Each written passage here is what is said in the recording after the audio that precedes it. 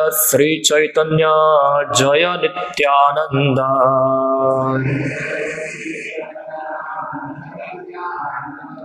जय द्वैत चंद्र जय गौर भक्त वृंदा।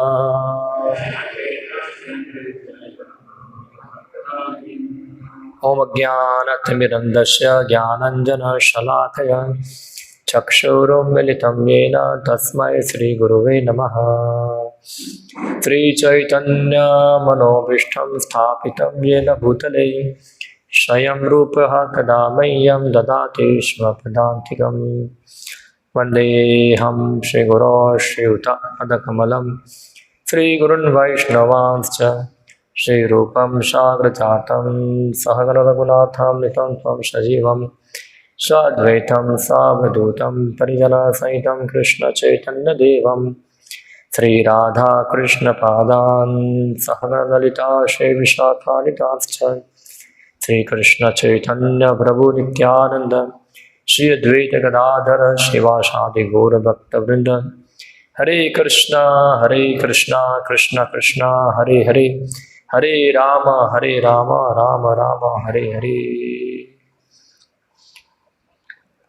हरे कृष्णा। तो हम लोग पढ़ रहे हैं श्री चैतन्य चरितामृत अंत्य लीला अध्याय 6।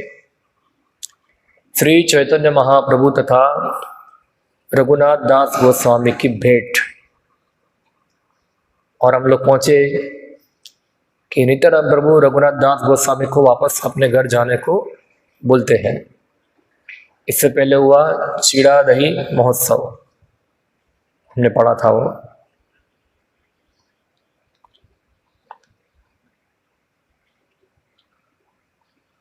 तो हम आगे बढ़ेंगे श्लोक संख्या 158 से 58 से। ता सबार संगे रघुनाथ जायते ना पारे, प्रसिद्ध प्रगट संग तभी हम धरा पड़े। रघुनाथ दास उनके साथ नहीं जा सकते थे क्योंकि वे इतने प्रसिद्ध थे कि यदि वह उनके साथ जाते तो पकड़ लिए जाते। एई मत चिंतिते देवे एका दिने, बाहिरे देवी मंडपे करिया छेना शयने। दंडचारी रात्रि जबे अच्छे अवशेषा, जदुनंदन आचार्य तबे करिला प्रवेश। इस प्रकार रघुनाथ दास ने गंभीरता पूर्वक विचार किया कि किस तरह भाग निकला जाए। और एक रात जब वह दुर्गा मंडप में सो रहे थे तो पुरोहित यदुनंदन आचार्य घर के भीतर गए। तब केवल 4 दंड रात्रि शेष थी। दंड यानी कि पता होगा आपको, मेजरमेंट करने का टाइम।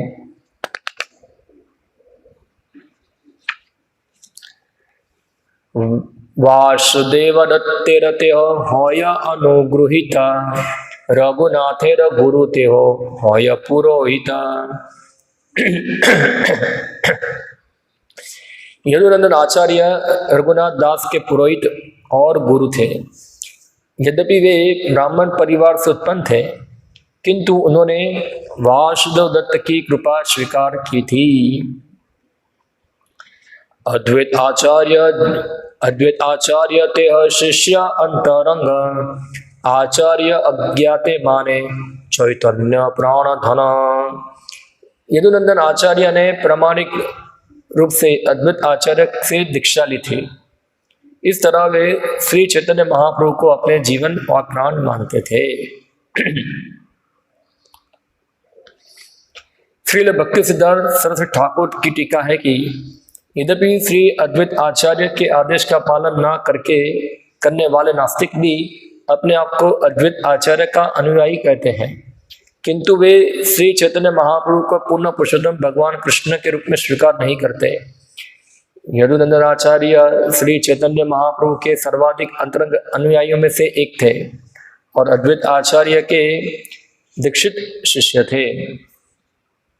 वे वैष्णवों को जन्म के अनुसार वर्गीकरण करने की भावुक प्रथा से ग्रस्त नहीं थे। इसलिए यदुनंदन आचार्य ने भी वासुदेव दत्त को अपना गुरु मान लिया था। यद्यपि वे ब्राह्मण परिवार में नहीं जन्मे थे। उसके बारे में विस्तार से बताते आदि लीला के अंदर। हाँ, जब चैतन्य ट्री का वर्णन आता है तो उसमें एक शाखा जो है वो है अद्वैत आचार्य की, और कविराज गोस्वामी बताते हैं कि आचार्य के जो पुत्र थे, एक वर्ग तो था आचार्य मत को पालन किए, और एक वर्ग था आचार्य मत का क्या किया, पालन नहीं किया। इसलिए वो क्या हो गए, आसार, यूजलेस। तो किस प्रकार आचार हुए, तो जैसे अद्वैत आचार्य जो थे वो मानते चैतन्य महाप्रभु कौन है, भगवान है, मगर जो आसार हुए उन्होंने अद्वैत आचार्य की जो सिद्धांत है उसको नेग्लेक्ट किया। तो कुछ क्या आ गया, डेविएशन आ गया इसके अंदर। तो यहाँ भक्ति सिद्धांत सरस्वती ठाकुर कुछ डेविएशन को इंगित करते हैं इधर। एक तो यदुनंदन आचार्य जो है वो अद्वैत आचार्य के शिष्य है, मगर वो भी स्वीकार करते थे चैतन्य महाप्रभु भगवान है। हाँ, और दूसरा डिविएशन बताते हैं कि अद्वैत आचार्य के शिष्य है जो यदुनंदन आचार्य, फिर भी वो अपने उनके जो शिक्षा गुरु के रूप में वासुदेव दत्त को स्वीकार करते थे, जबकि वो ब्राह्मण परिवार में नहीं थे। यानी कि दो डेविएशन जो था वो बताया इसके अंदर। एक तो जन्म के अनुसार ब्राह्मण और वैष्णव मानना व्यक्ति को, वैष्णवेर जाति बुद्धि, एक ये हुआ। और दूसरा कि चैतन्य महाप्रभु को पूर्ण पुरुषोत्तम भगवान नहीं मानना। तो ऐसा नहीं कि चैतन्य महाप्रभु भगवान मानने वाले नहीं मानने वाले अभी है, पहले भी थे। हाँ, इवन चैतन्य महाप्रभु जाने के बाद तुरंत ऐसा बहुत सारे लोग थे जो चैतन्य महाप्रभु को पूर्ण पुरुषोत्तम भगवान नहीं मानते थे। हाँ, जैसे हम देखते कविराज गोस्वामी का भाई जो था वो नित्यानंद प्रभु को नहीं मानता था। चैतन्य महाप्रभु श्रद्धा थी मगर नित्यानंद प्रभु श्रद्धा नहीं थी। तो ये पहले से ही चलो गया था सब ये। अंगने आश्रयाते हो जबे डांडा इला रघुनाथ आसी तबे दंडवत कैला। जब यदुनंदन आचार्य रघुनाथ दास के घर में जाकर आंगन में खड़े हुए तो रघुनाथ दास वहां गए और उन्होंने उनके चरणों में गिरकर नमस्कार किया। तार एक शिष्य तार ठाकुरे र सेवा कोरे, सेवा छाड़िया छे तारे सादी बार तोरे। यदुनंदन आचार्य का एक शिष्य अर्चा विग्रह की पूजा करता आ रहा था, किंतु उसने वह सेवा छोड़ दी थी। यदुनंदन आचार्य चाहते थे कि रघुनाथ उसे वही सेवा पुनः करने के लिए प्रेरित करे। रघुनाथ कहे तारे करह साधन, सेवा जिनो करे आर नाहिक ब्राह्मण। यदुनंदन आचार्य ने रघुनाथ दास से अनुरोध किया, तुम उस ब्राह्मण को फिर से सेवा करने के लिए प्रेरित करके लाओ, क्योंकि सेवा करने के लिए अन्य के ब्राह्मण नहीं है। ये तो कहीं रघुनाथ लैया चलिला, रक्षक सब शेष रात्रे इंद्राय पड़िला। यह कहकर यदुनंदन आचार्य ने रघुनाथ दास को अपने साथ ले लिया और दोनों बाहर चले गए। उस समय तक सारे पहरेदार गहरी नींद में सोए हुए थे, क्योंकि रात का अंतिम प्रहर था। तो ये क्या हुआ कि रघुनाथ दास गोस्वामी के पास उनके आगे सिक्योरिटी बहुत टाइट थी। सब कौन थे, पहरेदार खड़े रहते थे पूरा, तो उनको भाग सकते, जहां भी जाए उनके पीछे पीछे रहते थे पूरा। अभी एक दिन क्या हो गया कि उनके गुरु यदुनंदन आचार्य जो थे उन्होंने बताया कि तुम चलो मेरे साथ। हम लोग जाते हैं कहाँ, एक ब्राह्मण के पास जो यदुनंदन आचार्य का शिष्य था। तुम उनको समझाओ कि वापस वो क्या अपनी जो सेवा है विग्रह की सेवा करनी वो स्वीकार कर ले। अभी कोई ब्राह्मण नहीं दूसरा, तो दोनों कहाँ गए, वो ब्राह्मण को मिलने के लिए गए। अभी यदुनंद आचार्य आगे आगे चलते और रघुनाथ दास गोस्वामी पीछे पीछे चल रहे हैं। बीच में क्या हो जाएगा, फिर गायब हो जाएंगे वहां से। आचार्य गर यारा पूर्वे दिखाते, कहीते सुनिते दुहे चले सही पथे।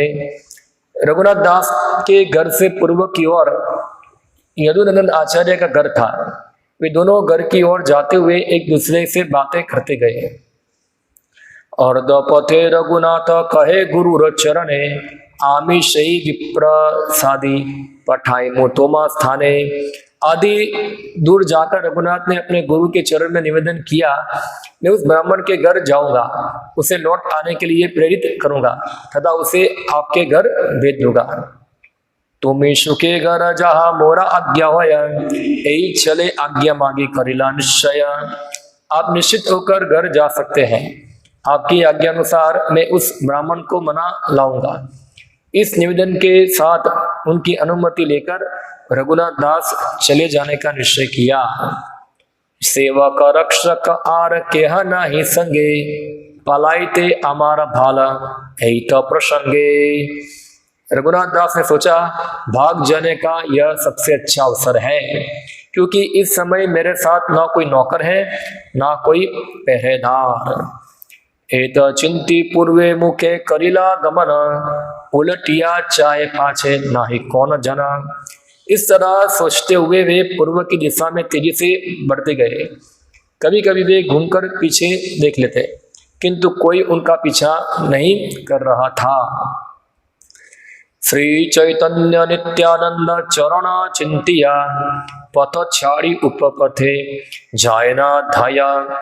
श्री चैतन्य महाप्रभु तथा नित्यानंद प्रभु के चरण कमलों का ध्यान करते हुए उन्होंने आम रास्ता छोड़ दिया और गौण रास्ते से होकर, जो सामान्यतया उपयोग में नहीं लिया जाता था, शीघ्रता से आगे बढ़ने लगे। ग्रामे ग्रामे पथ छाड़ी प्राय वने वने, काया मनोवाक्ये चित्ते, काया मनोवाक्ये चिंते चैतन्य चरणे। वे एक गांव से दूसरे गांव के आम रास्ते को छोड़ते हुए अपने प्राणों तथा मन में श्री चैतन्य महाप्रभु के चरण कमलों का ध्यान करते हुए जंगलों से होते हुए आगे चलते गए। पंचदश क्रोश पथ चली गेला एक दिने, संध्या काले रहिला एक गोपेर बाखाने। वे एक दिन में लगभग 30 मील चले और शाम को उन्होंने एक ग्वाले की गौशाला में विश्राम किया। उपवासी देखी गोप दुग्ध आने दिला, सही दुग्ध पान करी पड़ते रहिला। जब उस ग्वाले ने देखा कि रघुनाथ दास उपवास कर रहे हैं तो उसने उन्हें कुछ दूध दिया। रघुनाथ दास ने वह दूध पिया और रात भर विश्राम करने के लिए वहां लेट गए। एथा तार सेवक रक्षक तार ना देखिया, तारो गुरु पासे वार्ता पूछने न गिया। रघुनाथ दास के घर में जब नौकर तथा पहरेदारों ने उन्हें नहीं देखा तो तुरंत ही वे उनके गुरु यदुनंद आचार्य के पास उनके विषय में पूछने गए। तेहो कहे आज्ञा मागी गेला निज घर, पलाइला रघुनाथ उठिला कोला होला। क्या हो गया अभी? कोला हो गया। रघुनाथ क्या हो गया? भाग गया। तो कहाँ भागा? तो ये जो खास करके रघुनाथ दास गोस्वामी जो थे, इतने प्रख्यात व्यक्ति थे, वो भागेंगे तो क्या होगा? रास्ते में कोई भी पहचान लेंगे उसको, जो कितने बड़े जमींदार के पुत्र थे। अभी जाएंगे, कोई भी गांव में जाएंगे, सब जानते हैं कि ये तो हिरण्य मंजुमल का पुत्र है, ये इतना फेमस था। तो भागना मुश्किल है, जहाँ जाएंगे पकड़े जाएंगे। लोग भी जानते हैं और पीछे लगी रहती है सिक्योरिटी पूरी। मगर अभी क्या किया, वो गौण रास्ता लिया। और सबसे महत्वपूर्ण क्या था, ये सब व्यवस्था किसने किया कि वो पकड़ा ना जाए? चैतन्य महाप्रभु और नित्यानंद प्रभु, कि दोनों की कृपा से ही व्यक्ति भौतिक बंधन को छोड़ सकता है। वो छोड़ने का संकल्प ही उनको मिला। ना सामान्य लोग भागते, बहुत डर लगता है उनको भागने का, संकल्प नहीं कर पाते।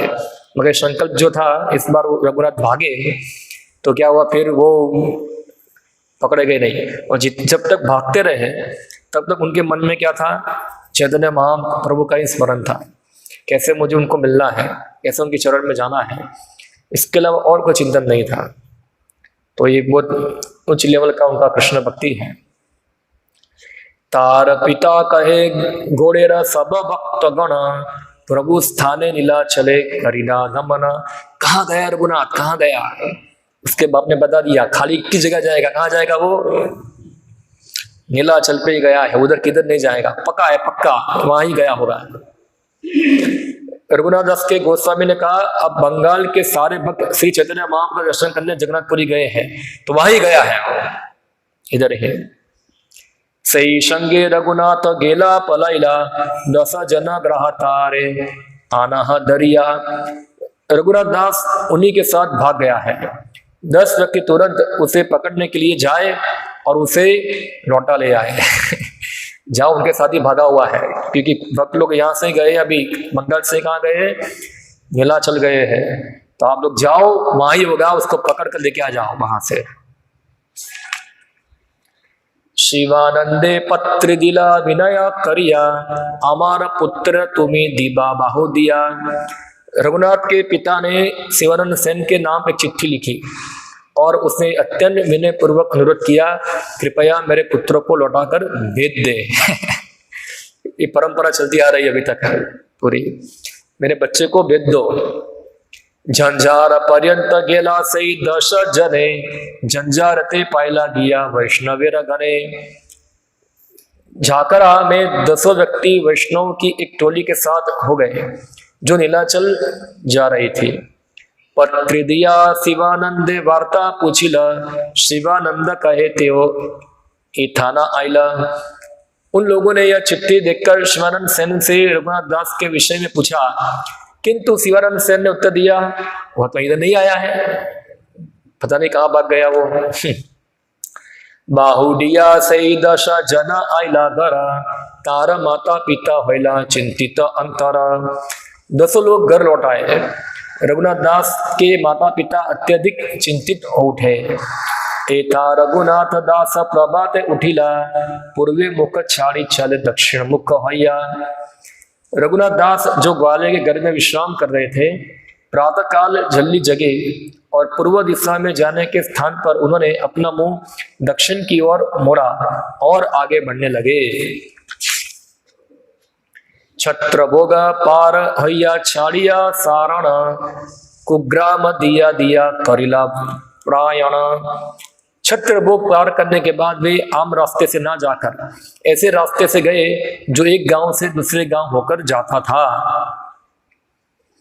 छत्र भोग अब चार खाड़ी कहलाता है और पश्चिम बंगाल के 24 परगना जिले में है।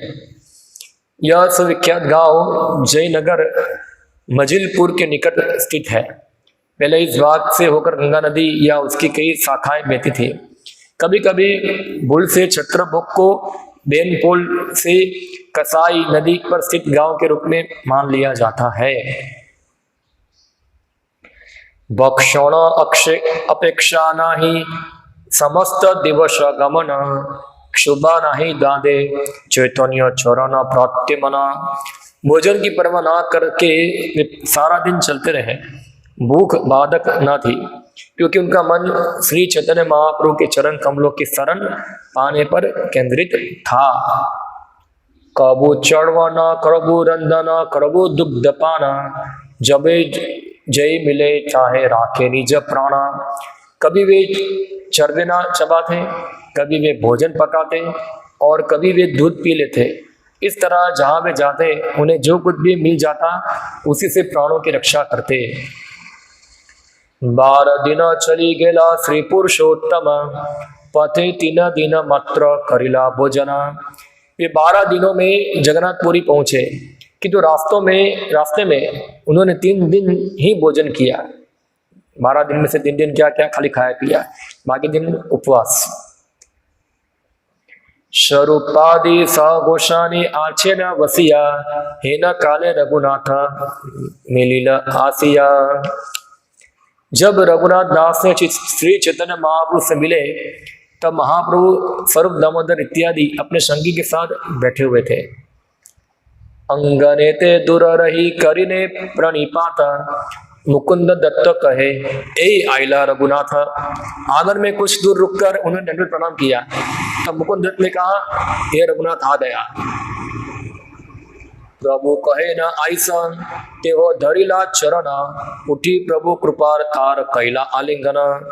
श्री चैतन्य महाप्रभु ने यह शब्द सुनते ही तुरंत रघुनाथ दास का स्वागत किया। उन्होंने कहा यहाँ आओ। तब रघुनाथ दास ने उनके चरण कमल पकड़ लिए, किंतु महाप्रभु खड़े हो गए और अपनी हेतु की कृपा से उनका आलिंगन कर दिया।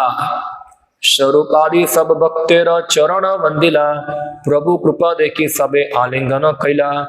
रघुनाथ दास ने स्वरूप दामोदर गोस्वामी इत्यादि सारे भक्तों के चरण कमलों की वंदना की। उन्होंने भी यह देखकर कि रघुनाथ दास पर महाप्रभु की विशेष कृपा की है, उनका आलिंगन किया।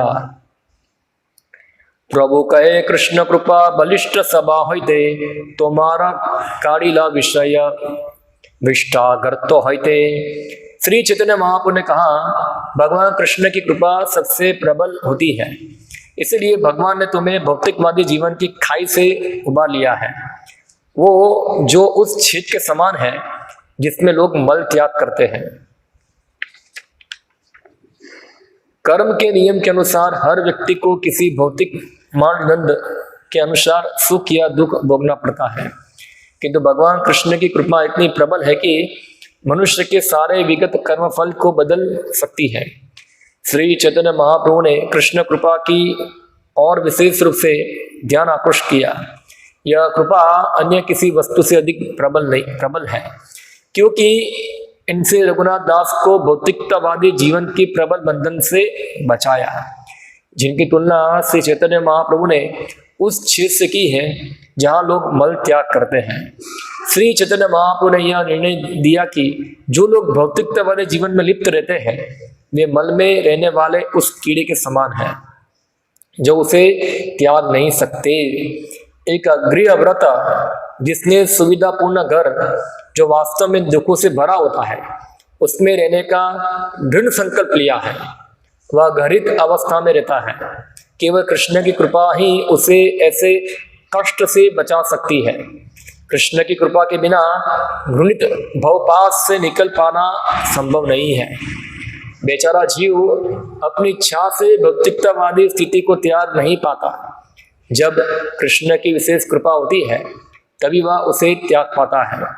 श्री चैतन्य महाप्रभु भली भांति जानते थे कि रघुनाथ दास पहले ही मुक्त हो चुका है, फिर भी उन्होंने जोर देकर कहा कि धनी पिता का पुत्र होने के कारण रघुनाथ दास का विलासपूर्ण जीवन, जिसमें सुंदर पत्नी तथा अनेक नौकर हैं, मल की खाई के तुल्य है। इस तरह महाप्रभु ने विशेष रूप से इंगित किया कि भौतिक सुविधाओं तथा पारिवारिक जीवन से अत्यंत सुखी सामान्य लोग मल के कीड़े से किसी तरह से श्रेष्ठ नहीं हुए।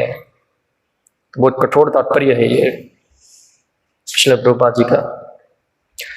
तो महाप्रभु बताए रघुनाथ दास गोस्वामी को, तुम बच गए भौतिकतावादी जीवन से, तुम्हारे ऊपर क्या है, भगवान की विशेष कृपा है, और यही कृपा है भगवान की। लोग क्या मानते हैं, उसको श्राप मानते हैं। लोग सोचते हैं कि भगवान का कृपा क्या है, ज्यादा हमको क्या मिले, जन्म, ऐश्वर्य, श्रुत, श्री। वो भी भगवान की कृपा है, मगर वो भगवान की विशेष कृपा नहीं है। क्योंकि भगवान की विशेष कृपा ये है कि उसका जन्म, ऐश्वर्य, सूत और श्री सब कुछ क्या हो जाएगा, खत्म हो जाएगा, कुछ रहेगा नहीं। क्योंकि सामान्य रूप से क्या होता है कि भौतिक ऐश्वर्य जो है और भौतिकवादी जीवन जो है वो बहुत डेंजर है। हम देखते हैं प्रहलाद महाराज भी प्रार्थना करते हैं भगवान को कि मैं ये भौतिक ऐश्वर्य से क्या हूँ, बहुत भयभीत हूँ। हाँ, बहुत भयभीत हूँ मैं इससे, क्योंकि भौतिक जगत भी पूरा ऐसा है कि एक बार उसने वो गिरा, उससे फिर निकलने का कोई चांस नहीं। इसलिए प्रहलाद महाराज बताते इसको अंधकूप। अंधकूप का मतलब क्या होता है, एक कुआं जिसके अंदर क्या है, पानी नहीं है, बहुत गहरा है, ऊंडा है, इसमें गिरा व्यक्ति बाद में वो चिल्लाता रहेगा, बचाओ बचाओ बचाओ बचाओ, जंगल के अंदर उसकी उसकी आवाज कोई सुनेगा नहीं। उसको बोलते हैं अरण्य रुदन। अरण्य रुदन यानी कि बस एक जंगल में रोना, कोई सुनेगा नहीं उसको, कोई सुनेगा नहीं। ऐसे चिल्ला चिल्लाते क्या होगा, वो मर जाएगा एक दिन। तो ऐसे ही भौतिकतावादी जीवन भी ऐसा ही है, और ये बहुत डेंजर है ये। हाँ, क्योंकि उसमें बहुत सारा अवसर है फिर से कर्म चक्रों के अंदर बार बार फंस जाना। पुनरअपि जननम पुनरअपि मरणम पुनरअपि जननी जठरे शयन, बार बार ये जन्म मृत्यु जरा व्याधि से ग्रस्त होना। और जब कृष्ण की कृपा होती है किसी जीव के ऊपर, तो वो ये भौतिकवादी जीवन से क्या होगा, बाहर निकलने का प्रयत्न करता है। इसलिए भगवान गीता बताते हैं, मनुष्यानाम सहस्रेषु किंचित यतति सिद्धये यतताम अविशुद्धानाम किंचित मां विधि तत्वतः। ये भौतिक आसक्ति है ना, बहुत डेंजर होती है, छोटा नहीं कुछ नहीं आसानी से। निष्किंचन बनना होता है। निष्किंचन जो होता है उनके ऊपर भगवान की कृपा होती है। निष्किंचना भगवान भजन उन्मुख्य। तो ये जो चीज है वो भगवान की कृपा है, ये समझना चाहिए कि हमारे पास क्या नहीं है, कुछ नहीं है। कोई बैंक बैलेंस, कोई सिक्योरिटी, या तो पारिवारिक जीवन में कंफर्टेबल जीवन जो है, ये सब समझना चाहिए। ये हमारे लिए भय का कारण है अगर अब हम लोग ये चीज से आसक्त है, इसी आसक्त है। एक बार श्रील प्रभुपाद जी के एक गृहस्थ शिष्य थे वृंदावन के अंदर। दिल्ली के रिटायर्ड लोग थे, दिल्ली में निवास करते थे, और उस समय नए नए प्रभुपाद जी वृंदावन में प्रचार कर रहे थे वहाँ। तो सभी अंग्रेज भक्त थे, विदेशी भक्त थे, उनको हिंदी आती नहीं थी और बाजा में डील करना होता है उनको। तो ये जो गृहस्थ भक्त था जो दिल्ली से रिटायर होकर आया था, वो बहुत मदद कर रहा था उधर श्रील प्रभुपाद जी को सेवा के अंदर।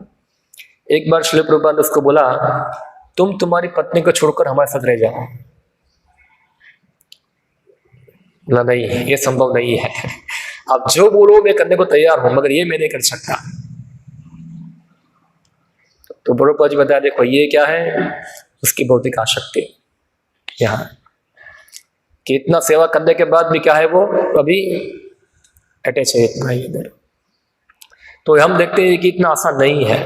तो पत्नी है, बच्चे हैं, परिवार है, सबको पूरा मन जो है उससे हटाकर तो पूर्ण रूप से भगवान के चरणों में एकाग्र करना इतना आसान काम नहीं है।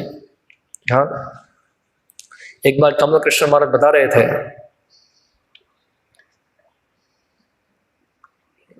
ऐसे ही भक्त थे जिनका पूरा डेडिकेशन के बारे में बता रहे थे, कितना समर्पण उनका है।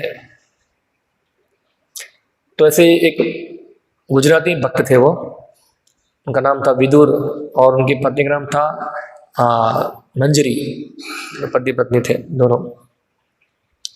और एक बार कमला कृष्ण महाराज बताया कि मैं 35 ईयर्स से मेरे घर नहीं गया था, मैं कभी तक, जब से इस्कॉन ज्वाइन किए 35 ईयर्स से मेरे घर नहीं गया था मैं। उनकी माँ उनको मिलने के लिए आती थी, मगर वो कभी घर गए नहीं थे। तो एक बार उनकी माँ बोलती है कि एक बार तो तुम मेरे मरने से पहले घर आ जाओ, कम से कम तुम घर आके देखो मुझे, या मेरे मरने के बाद तुम आओगे। हाँ, तो तब तो सन्यासी थे, गुरु थे वो। तो ठीक है, तब उनके माँ की उम्र थी 82 ईयर्स। कितना था? 82 ईयर्स उनका क्या था, वो उम्र चल रहा था उनका। तो ठीक है, बोला नेक्स्ट टाइम मैं जब लॉस एंजलिस आऊँगा तो घर में विजिट करूँगा। तो थोड़े समय के लिए वहाँ गए थे। तो लॉस एंजलिस एयरपोर्ट के ऊपर, क्योंकि महाराज थोड़े समय के लिए रुकने वाले थे, तो उनके कुछ शिष्य वहाँ रहते थे, गुजराती भक्त थे, विदुर और ये इसका नाम क्या, ये मंजरी, दो लोग रहते थे वहाँ। तो उनको बोला था कि मैं उधर हूँ, आप मुझे मिलने के लिए आना उधर। गुरु आ रहा है तो गुरु को मिलने जाएंगे ऑब्वियसली वहाँ। और मंजरी आई, विदुर जी नहीं आए थे।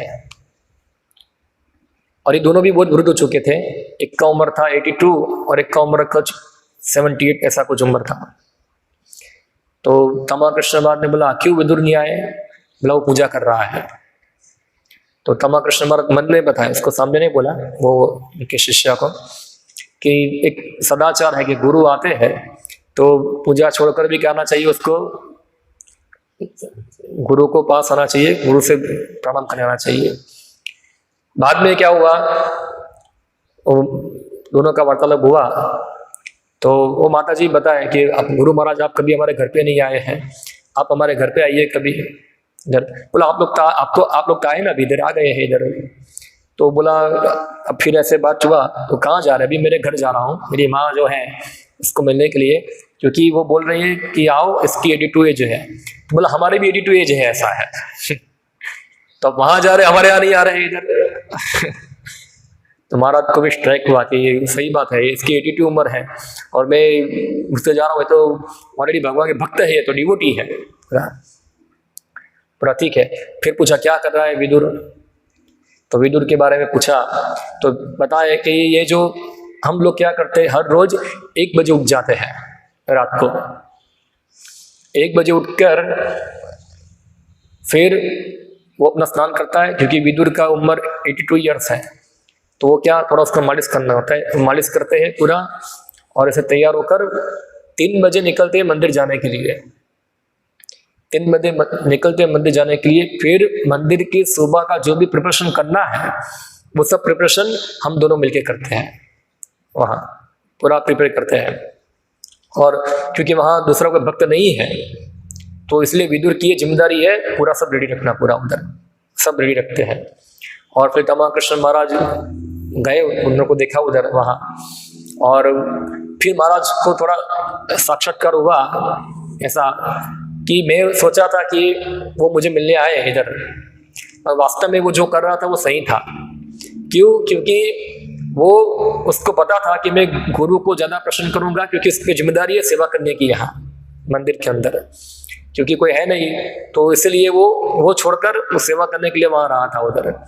तो वास्तव में देखा जाए तो ये लोग क्या है, ज़्यादा समर्पित भक्त हैं, और ऐसे शिष्य को देखकर क्या हो रहा है, लग रहा है कि यही मेरे गुरु है। और वो महाराज बताते हैं, मैं सोचा अगर वो लोग 82 ईयर्स के हैं और मुझे प्रणाम करते हैं, वास्तव में मुझे उनको प्रणाम करना चाहिए, और अगर मैं उनका गुरु नहीं होता तो उन दोनों का हाथ पकड़कर मंदिर लेके आता, उनकी सेवा करता मैं ऐसे वहाँ। तो ऐसे महाराज बता रहे थे उधर। तो बोले ऐसे शिष्य को प्राप्त कर कर वो मैं क्या अपने आप को बहुत गर्वित फील करता हूँ कि क्या है ये वास्तव में ये मेरे गुरु है, शिष्य नहीं है। ऐसे तमा कृष्ण बता रहे थे, थोड़ा भी एडेटमेंट नहीं। और बाद में महाराज ने पूछा, खाली जोक किया उनके साथ, विदुर के साथ, विदुर तुम्हारी क्या इच्छा है, बोलो तुम्हारी क्या इच्छा है। बोला मेरी एक ही इच्छा है। क्या इच्छा है? कि मैं सेवा करते करते मर जाऊं, मेरी और कोई इच्छा नहीं है। मैं मरूं तो क्या हूं, जब सेवा करते करते ही मरूं इधर। और मेरी जो वाइफ है वो भी मेरे साथ मर जाए साथ में, एक पैर भगवान का मैं पकड़ूं, एक पैर मेरी वाइफ पकड़े, बस और कोई इच्छा नहीं है ऐसी। तो ये इस प्रकार से उनका समर्पित भाव था पूरा इधर। तो ये हम देखते हैं कि इतना उम्र होने के बाद भी कितना स्थिरता से सेवा करते हैं। तो देखा ना उनका भक्ति का लेवल बहुत ऊपर था, स्थिर थे वो लोग। हाँ, तो ऐसे हम समझ सकते हैं कि कैसे आसक्ति से मुक्त होते, कैसे भगवान से अटैच होते। जितना व्यक्ति भगवान से अटैच होता है इतना वो भौतिक आसक्ति से मुक्त होता है। भगवान से अटैच हुए बिना, भगवान की सेवाओं से अटैच हुए बिना आप भौतिक आसक्ति को छोड़ सकते हैं नहीं है। ऐसा नहीं है कि आप भगवान की सेवा से अटैचमेंट नहीं लिया है और आप सोचो कि मुझे भौतिक आसक्ति से मुक्त होना है, कभी मुक्त नहीं हो पाओगे आप ऐसे। कि जीवात्मा जो है हमेशा क्या है, रसमयी है, उसको रस चाहिए। जैसे ही उनको भगवान की सेवा का एंगेजमेंट मिल जाता है, अपने आप नीचे वाला छूट जाता है। अभी जो नीचे वाला भी छोड़ना चाहता है, ऊपर वाला भी लेना चाहता नहीं है, तो उसकी स्थिति क्या हो जाएगी, बीच में हो जाएगी। और ये बीच वाली स्थिति बहुत भयंकर है, बहुत भयंकर है ये। उसमें सबसे ज्यादा दुख उसमें ही होता है। हाँ, इसलिए क्या करना चाहिए, भगवान की सेवा में छलांग लगा देना चाहिए वहां, उसमें कोई नुकसान नहीं है। ऑलरेडी भौतिक सागर में डूबी रहे हम लोग इधर, और ये मरना ही एक दिन। हाँ, जैसे उस दिन पढ़ा था, बलि महाराज बता रहे थे, हाँ, कि अगर ये वामन जो है विष्णु है और सबको ले जाएगा मेरे पास से, तो भी मुझे कोई चिंता करने की आवश्यकता नहीं, क्योंकि एक दिन तो सब चीज मेरे से जाने वाली ही है इधर से। तो अच्छा है कि वामन को दे दूं मैं, तो क्या हो जाएगा, उससे कम से कम इतना तो लोग सोचेंगे कि एक बलि ने क्या किया था, सब कुछ दे दिया था एक ब्राह्मण को। हाँ, तो मैं मर जाऊंगा तो मेरा धन संपत्ति सब खत्म हो जाएगी, मगर कीर्ति यश जीवती, उसका यश बना रहेगा इधर। जबकि बलि महाराज को यश की कोई कामना नहीं थी, मगर उनके गुरु को समझाने के लिए ऐसा बोल रहे थे वहां, कीर्ति यश जीवती, उनकी कीर्ति हमेशा जीवित रहेगी इधर। तो ऐसे मरना ही है, तो क्यों ना अच्छा काम करके मरे। अच्छा काम यानी कि कृष्ण भावना में जाए, उस प्रकार जीवन जिए। बाकी तो आहनि आहनि भूतानि गच्छन्ति हिमालय, हर तो लोग मरते ही हैं इधर। तो ये कृष्ण भावना जो है वो साहसिक कार्य है, हाँ साहसिक कार्य है, और ये साहसिक कार्य करने के लिए भगवान की कृपा चाहिए उसमें से निकलने के लिए। ऐसा नहीं कृष्ण भावना बहुत इजी जीवन जिएंगे हम लोग, हाँ। इसी जीवन में जो व्यक्ति रहेगा वो कभी कृष्ण भक्ति में प्रगति कर पाएगा नहीं। नो डाउट, इसका मतलब नहीं है कि हम लोग कांटा बिछाकर उस पर सो जाए जानबूझकर, जितना आवश्यक है इतना। मगर कृष्ण भक्ति ही इस प्रकार की है कि वो कभी भी आपको इसी जीवन में रखेगी नहीं। अगर आप वास्तव में रियल कृष्ण भक्ति करना चाहते हैं, अगर आप कंफर्टेबल तरीके से कॉम्प्रोमाइज करके जीना चाहते हैं, तो फिर वो चलती रहेगी। मगर आपको शुद्ध कृष्ण भक्ति करना है, शुद्ध भक्ति कृष्ण करना है, शुद्ध कृष्ण भक्ति का प्रचार करना है, तो समझ लो इसी जीवन का ख्वाब भूल जाओ, वो कभी नहीं आएगा। ऐसा, तो ये समझना है इधर। फिर आगे बताते हैं, रघुनाथ मने कहे कृष्ण नाही जानी, तब कृपा कांडिया आमा ही आमी मानी। तो रघुनाथ दास गोसाई मन में बोला है ऐसा, उन्होंने सामने चैतन्य महाप्रभु को सामने नहीं बोला। चैतन्य महाप्रभु क्या बोलते हैं कि तुम कृष्ण कृपा से मुक्त हुए हो, मगर रघुनाथ दास गोसाई बताते हैं मैं कृष्ण को जानता नहीं हूँ। मैं किसको जानता हूँ? आपको, चैतन्य महाप्रभु आपको जानता हूँ, और आपकी कृपा से ही मैं क्या हूँ, ये छूटा हूँ यहाँ से। प्रभु कहे तुम्हारा पिता ज्येष्ठ दुई जने, चक्रवर्ती संबंधे हम आजा कौरी माने। महाप्रभु ने कहा तुम्हारे पिता तथा ताऊ दोनों ही मेरे नाना नीलांबर चक्रवर्ती के भाई जैसे हैं, अतएव मैं उन्हें अपना नाना मानता हूं। तो उनका कनेक्शन था। नीलांबर चक्रवर्ती श्री चैतन्य महाप्रभु के नाना थे, और वे रघुनाथ दास के पिता तथा ताऊ के घनिष्ठ पूर्वक संबंधित थे। नीलांबर चक्रवर्ती उन्हें अपना छोटा भाई कहकर पुकारते थे, क्योंकि वे दोनों ब्राह्मणों को अत्यधिक समर्पित और सम्मानीय जन थे, पुण्यशाली थे, सब दान बहुत देते थे। मगर क्या है, अपने बच्चों को बक नहीं बनाना है पैसा ले जाओ जो ले जाना होगा। इसी तरह वे लोग भी उन्हें दादा चक्रवर्ती कहकर पुकारते थे। किंतु रघुनाथ दास भग श्री चैतन्य महाप्रभु के ही उम्र के थे। सामान्य रूप से नाती अपने नाता से परिहास कर सकता है, इसलिए श्री चैतन्य महाप्रभु ने अपने नाना और रघुनाथ दास के पिता तथा ताऊ के बीच संबंध का लाभ उठाया, और वे इस तरह परिहास कर रहे थे। तो फिर आगे चैतन्य महाप्रभु बताते हैं उनका जीवन शैली के बारे में, उनके रघुनाथ दास के माता बाप के जीवन के बारे में। चक्रवर्ती न दुए होया भ्रातृरूप दासा, अतएव तारे आमे करी परिहासा। चूंकि तुम्हारे पिता तथा ताऊ नीलांबर चक्रवर्ती के छोटे भाई है, अतएव मैं इस तरह से परिहास कर सकता हूँ। तुम्हारो बाप ज्येष्ठ विषय विष्टा गर्ते रकीड़ा, सुख करी माने विषय विषय महापीड़ा। बहुत कठोर शब्द बोल दिया महाप्रभु ने। तुम्हारा बाप क्या है? विषय का कीड़ा है। कहाँ गिरा है वो? गर्त में गिरा हुआ है वो। हे रघुनाथ, तुम्हारा पिता और तुम्हारा ताऊ भौतिक भोग रूपी नाली के मल के कीड़ों के तुल्य है। बहुत कठोर बोल दिया, क्योंकि जिसे वे सुख मानते हैं वह भौतिक भोग के विष का महान रोग है। ऐसे उनके साथ क्या किया, जोक किया है महाप्रभु ने। जब मनुष्य भौतिक भोग से आसक्त रहता है तो उसे अनेक कष्ट भी घिरे रहते हैं, फिर भी वह अपनी अदम स्थिति को सुख की स्थिति मानता है।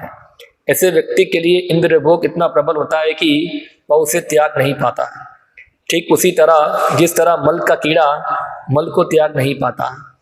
आध्यात्मिक दृष्टि से जब मनुष्य भौतिक भोग में अत्यधिक लिप्त रहता है तब वह मल के कीड़े के समान ही होता है। यद्यपि वह स्थिति मुक्तात्माओं की दृष्टि से अत्यंत दयनीय होती है, किंतु भौतिकतावादी भोक्ता उसे अत्यंत आसक्त रहता है। जैसे मल का कीड़ा हो, मल में छटपटा रहा है वो, उसको उसमें से से निकालो और उसको अच्छा स्थान पर रखो, वो कहाँ क्या करेगा, वो वापस मल की ओर ही जाएगा वो, क्योंकि उसको क्या लगता है कि मल में रहना ही क्या है मेरे लिए परम सुख है। हाँ, जैसे एक सुअर होगा, सुअर मल खाता है, अब सुअर को हलवा पूरी दो खाने के लिए, सुअर क्या करेगा, हलवा पूरी को मुंह मारेगा, नहीं खाना है, क्या खाना है, मल ही खाना है। तो जो व्यक्ति इस प्रकार भौतिक जीवन में गिरा हुआ है, हाँ, वो व्यक्ति को भौतिक जीवन से बाहर निकाल कर आध्यात्मिक जीवन का अवसर मिलता है, उसको वो ग्रहण करता नहीं, फिर भी मल के कीड़े की तरह वहीं जाता है मुंह मारने के लिए मल के अंदर। तो प्रभुपाद जी बताते हैं जो मुक्त आत्मा है, यानी कि जो ये मल की स्थिति से बाहर निकल चुके हैं, वो लोग जब ऐसे व्यक्ति को देखते हैं तो क्या होता है, उनको इनके ऊपर बहुत दया आती है कि ये कितने अधम लोग हैं, कितने क्या ये मल से आ सकते हैं इतना। मगर जो व्यक्ति गिरा हुआ है उसको क्या लगता है, यही श्रेष्ठ है, यही क्या है, यही जबरदस्त है मेरा जीवन। इसलिए एक आर्टिकल श्री प्रभुपाद ने लिखा था सबसे पहले, उसका टाइटल था हु इज क्रेजी, सबसे पहले छापा था बैक टू गॉड की मैगजीन के अंदर, हु इज क्रेजी। तो भौतिकतावादी क्या सोचते हैं, ये भक्त लोग क्या है, क्रेजी है, क्रेजी यानी कि पागल है ये लोग, क्योंकि पूरा दिन क्या नाचते कुत्ते रहते हैं, कुछ करते नहीं है, क्या उनका जीवन है। देखो उनके पास ये नहीं है, कुछ नहीं है, हमारा जीवन देखो, हमारे पास गाड़ी बंगला नौकर चाकर, हम लोग अच्छा अच्छा खाते हैं, ये लोग देखो क्या क्या क्या क्या पहनते हैं, क्या करते हैं, पूरा क्या जीवन है उनका, और हमारा जीवन क्या है, बहुत अच्छा है। और भक्त लोग जो होते हैं वो देखते हैं क्या उनका जीवन है ये पूरा दिन रात घूमते रहते हैं, खाते पीते क्या है, कुत्ते की तरह रहते हैं, कभी भगवान कीर्तन करते नहीं है, भगवान के बारे में पढ़ते नहीं, सुनते नहीं, क्या जीवन उनका, हु इज क्रेजी। इसलिए श्री प्रभुपाद जी बताया कौन पागल है, कौन पागल है। तो भौतिकवादी बोलते हैं ये लोग भक्त लोग पागल है, भक्त लोग क्या बोलते हैं, भौतिकवादी पागल है। तो कौन है पागल, ऋषभदेव बताते हैं कौन है पागल, नूनम प्रमत्ता कुरुते विकर्मा, जो विकर्म में लगे हुए सब पागल है, प्रमत्त है, तो वो लोग क्रेजी है।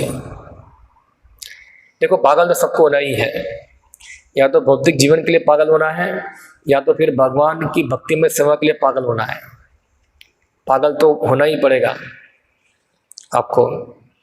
कोई पैसों के लिए पागल है, धना जना सुंदरी प्रतिष्ठा लाभ पूजा इसके लिए पागल है, ये सब प्राप्त करने के लिए कितना मेहनत करते हैं, वही पागलपनी है ना सब कुछ। और एक भगवान को संतुष्ट करने के लिए पागल बनना है, तो पागल तो होना ही है, दो में से एक में पागल होना है। अभी नक्की हमको करना है किसने पागल बने। ये जो धन जन प्रतिष्ठा लाभ सब है, ये जो इसके लिए जो पागलपन है ना, ये सब मूर्खों का है, ये सब मूर्ख लोग हैं जो थोड़ी सी चीज के लिए इतना शक्ति समय जो है बर्बाद करते हैं। इतना शक्ति अगर वो कृष्ण के समय लगाए थोड़ा भी, तो उनका भगवत धाम पक्का हो जाए। हाँ, रात हम देखते वो कुछ विद्यार्थी लोग होते हैं रात दिन पढ़ाई करते हैं, किसके लिए, एग्जाम पास करने के लिए, उनको अच्छे रैंक लाने हैं, क्यों, अच्छा प्रतिष्ठा प्राप्त हो उनको, इसके लिए इतना मेहनत करते हैं। मगर क्या होता है, कोई संतुष्टि मिलती नहीं है उनको। इतना ही, इससे भी थोड़ा आधा मेहनत वो अगर कृष्ण की सेवा में कर दे, इतना भागवतम पढ़ ले, इतना भगवान के लिए प्रयत्न करे, तो उसका क्या हो जाएगा, पूरा जीवन का उद्धार हो जाएगा। मगर नूनम प्रमत्ता, क्योंकि वो विष के कीड़े बने हुए हैं,